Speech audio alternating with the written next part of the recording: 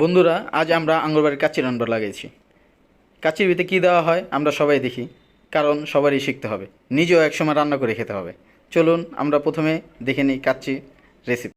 আমরা প্রথমে গোস্ত ধুয়ে নিয়েছি, তারপর দিয়ে দিলাম গরম মশলা, আদা রসুন বাটা, বাদাম বাটা এবং কি বিরিয়ানির মশলা মানে কাচ্চির মশলা এবং কি সয়া সস, টক দই সবগুলো দিয়ে আমরা লাড়াচাড়া দিলাম এবং কি গুঁড়া দুধ দিলাম।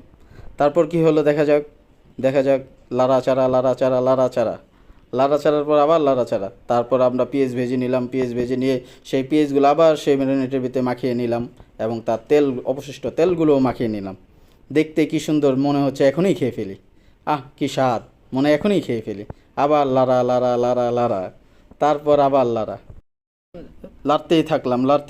এখন আমরা চাল সিদ্ধ করব। দেখে নিন আমরা চাল কীভাবে সিদ্ধ করি। প্রথম পানি সিদ্ধ দিলাম, তারপর আস্তে আস্তে মশলা সবগুলো দিয়ে দিলাম, তারপর একটু তেল দিলাম ঝরঝরা হওয়ার জন্য, লবণ দিলাম।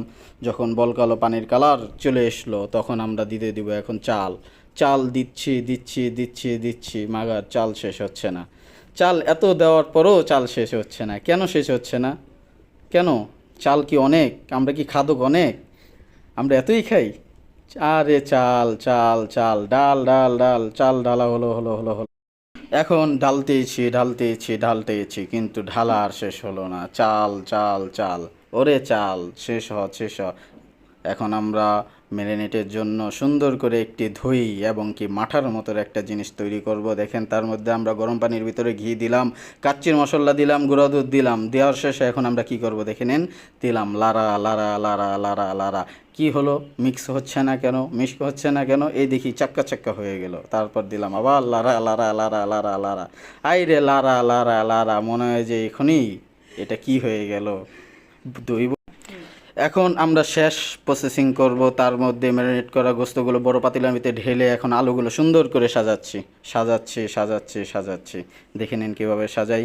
তারপর আমরা কি করব দেখেই নিন। চাল নিয়ে আসা হলো, সিদ্ধ চাল। তার আগে আমরা ঘি ঢেলে দিলাম, ঘিগুলো সুন্দর করে ঢেলে দিলাম যাতে গ্রান বের হয়।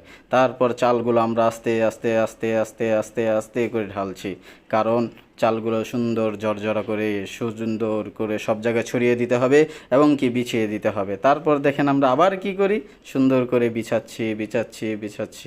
যখন মনে হয় এখনই খেয়ে ফেলি, আরে খাবো তো পরে, এখনও হয়নি, আবার ঢালছি।